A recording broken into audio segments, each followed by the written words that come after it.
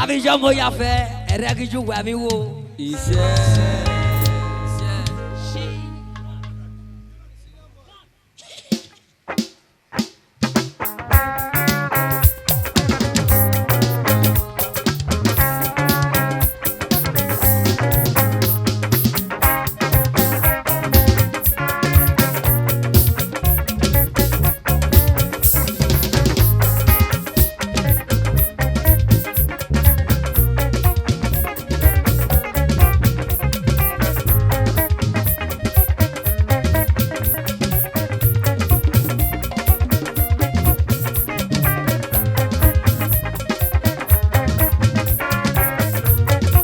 Opuya kakate po bi eta be mesede no mo amoya.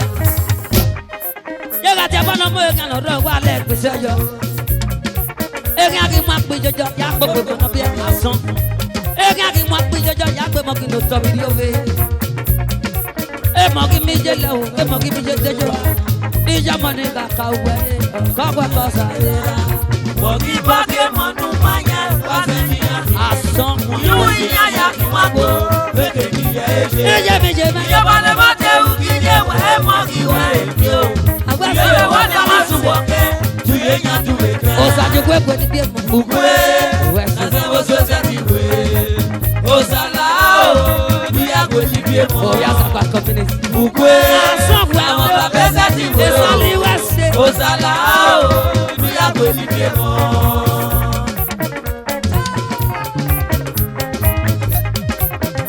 Aba wa so sa se ma. Wa mi na wa o, nu ga wa e. Ya we pe aya bo yen na do. Egbe na ya lo pe o pe lo pa ki ye pe. E po gbe pa mi ja mo pe ko ko mo. Ari ni san ya ye kun te mo mo. Egbe manara mo ru ja mo le. Ọmọ Maria va ru ja mo le. Ari mu ne be ari wa ki ye.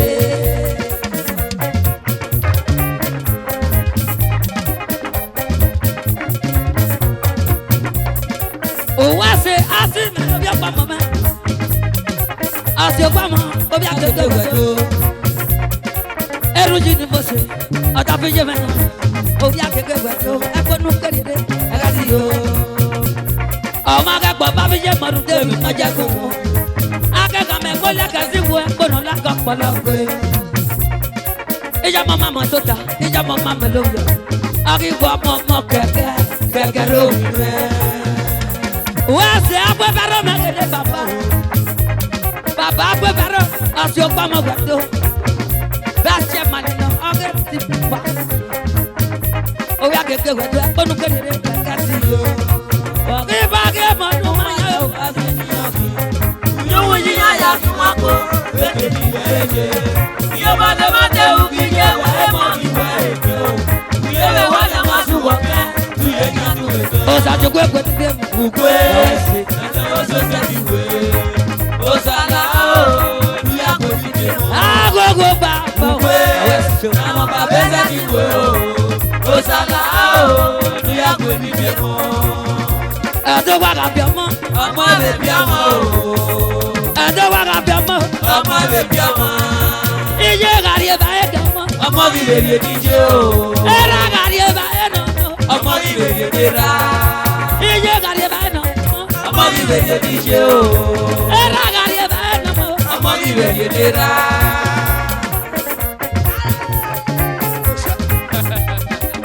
Ije mi se go ya ke ga ba.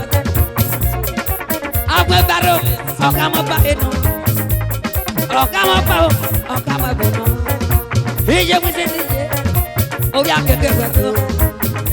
Ije gba nu je meje la ga pe ba wo ye. Ha pe ba wo do. Ha pe ba wo do. Ha pe ba wo do. Ha pe ba wo ye. Stanley.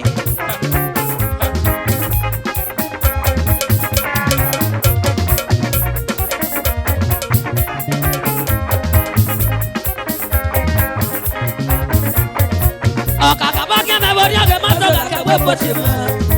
Wà ní yàgò ìyá bọ̀ gbogbo fíàjẹ́ ìyẹn yẹn fi ṣiyẹn sẹ́. Wà náà gbé bọ̀ kí Abuji ke Nigeria tide. Eji ke Nigeria tide. Wa popu ye ba weko. Abuji ka mi o e ya ke kiji. Eji ri wa ke o e la ku ye nya bi na. Eti ya ni lo gwa ki boro. Nya bu ji ka e no. Eji na mu ye ko o ta no mama ko ma na si ko. E ga ni lo gwa o ave ga ni lo ja o. Oh, Baba ika ma ki jeja, ya la ko pe mo ni risi. Ega ni rogo, abega ni rogo. Baba ika ma ki jeja, ya la ko pe mo ni risi. Eja kuti. Benu jamu jamu. Baba ika ma ki jeja, ya la ko pe mo ni risi. Ega ni rogo, abega ni rogo. Baba ika ma ki jeja, ya la ko pe mo ni risi.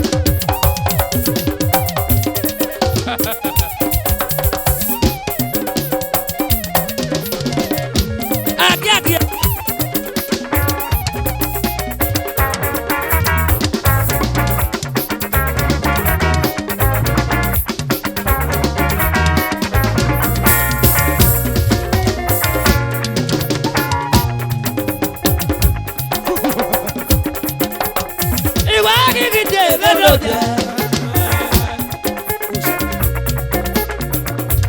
Idobago bigo.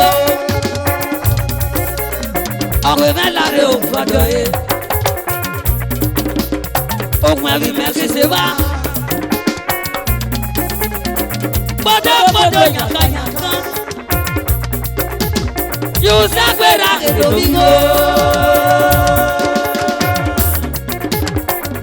Ìmẹ̀mẹ̀dọ́.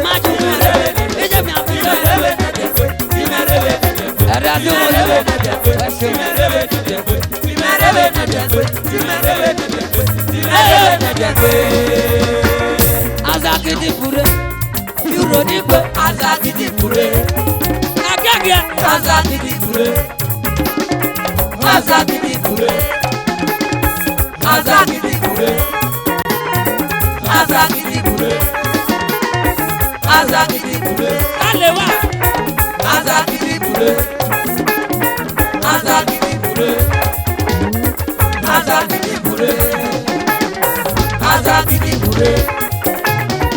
Azakiti pure, Azakiti pure, Azakiti pure, Azakiti pure, Azakiti pure. Igete.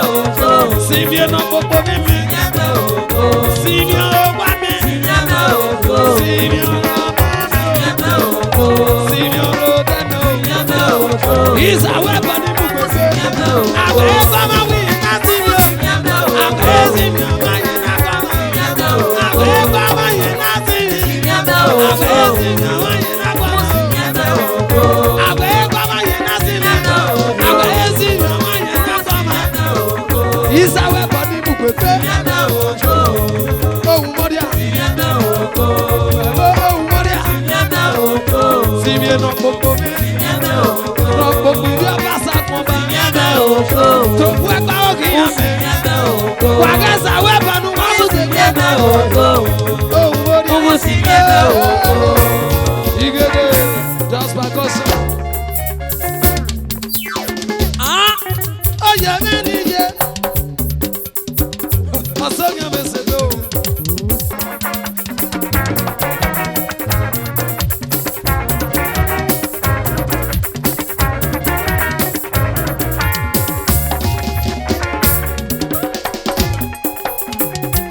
Oje ma ke dije. Mudia ka mesa na so ta go bi je ma.